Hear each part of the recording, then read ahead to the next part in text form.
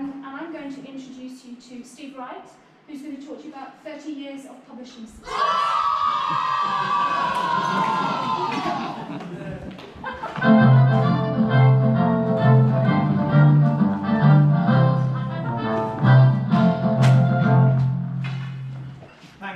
Thank you everybody for coming.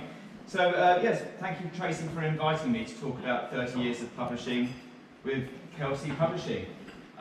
This is our story, it's our journey. Some of it may resonate with you, some of it may be of interest, and we've tried to look at areas outside of just the news trade, and also to look a little bit as how things may be changing going forward.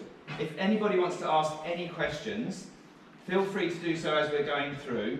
I'm conscious that we've got meetings starting again, and I will make sure we're finished before the next round of meetings start after lunch. So I ought to talk a little bit about the 1980s, because before Kelsey Publishing was formed, we did have a different business, and we had essentially one magazine, which was most of the company, which was Practical Classics. We had no internet, no computers. The first computer we got was in 1984. And it cost more to print one page, one colour page in a magazine, than it costs today to print the whole magazine. It was a very different environment in the 1980s. In 1989, our magazine was sold. We were left with one very small magazine and a car show. And that was the start of Kelsey Publishing. To set the scene, in the UK environment, no internet. You got all the important news from the newspapers to keep you up to date. Nothing, no fake news obviously in those days. Everything was all real.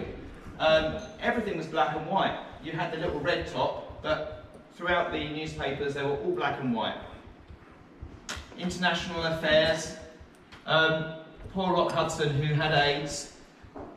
Nancy and Ronald Reagan wishing him to get well soon. And royal babies. We had royal babies as well. Some things don't change. In 1986, the newspapers Today came out, and it was the first colour newspaper. A bit fuzzy in some ways, but that was the start of colour being adopted properly by the newspapers.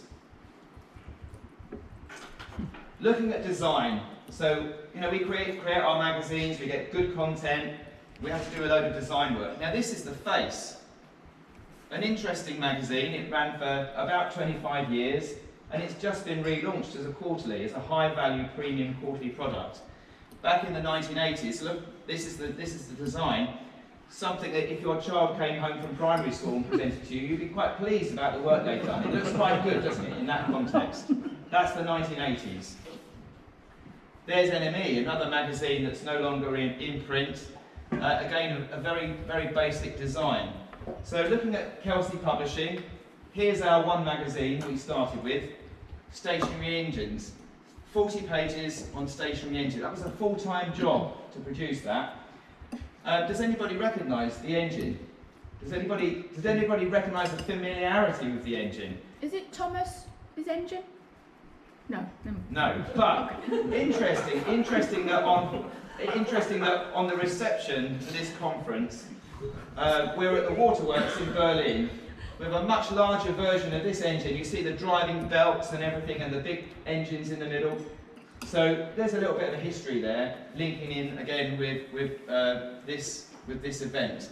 These engines from the 19th century were essential. You didn't have cars when these engines were invented, and they were used for pumping water, and they were used for generating electricity and all sorts. And so we still publish this magazine today. It's now full colour, 68 pages, good value. And it takes 3 days for a designer to put that together now. So the technology, in terms of production, has been revolutionised over the decades. Looking at the news trade, when we first started in publishing, we had something called firm sale. I don't know if anyone remembers that. Firm sale means you give them the copies and they pay you the money. They don't pay you based on what you sold, they pay you based on what was supplied. So of course now we have something called sale or return. And if they haven't sold, they get a credit.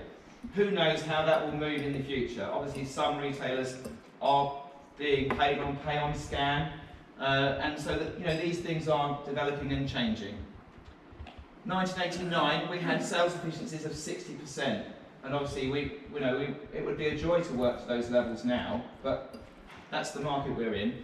Supermarkets were expanding into magazines and newspapers, and sales were growing really well. Our first major launch as Kelsey Publishing was Tractor and Machinery magazine. We had tried other small products, and even that did really well in the supermarkets, and Tesco's gave us a great allocation to grow that magazine. At the time, everyone would laugh about doing a tractor magazine. Why are you doing a tractor magazine? It seemed like a rather interesting thing, but maybe a bit quirky. Why did we launch a tractor magazine? Well, I've actually got a video from my dad here who's going to tell you a little bit more about it, because clearly I'm not old enough to have 30 years of publishing experience with me, but so I've interviewed my father, who's going to make a couple of appearances. So tell us about Kelsey Publishing and when you launched our Tractor magazine.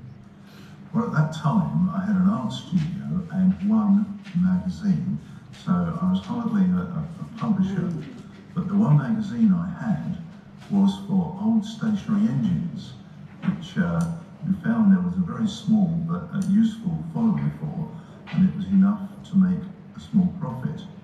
But as I was going to these many meetings for stationary engines up and down the country, I could see that at the meetings there were far more tractors than there ever were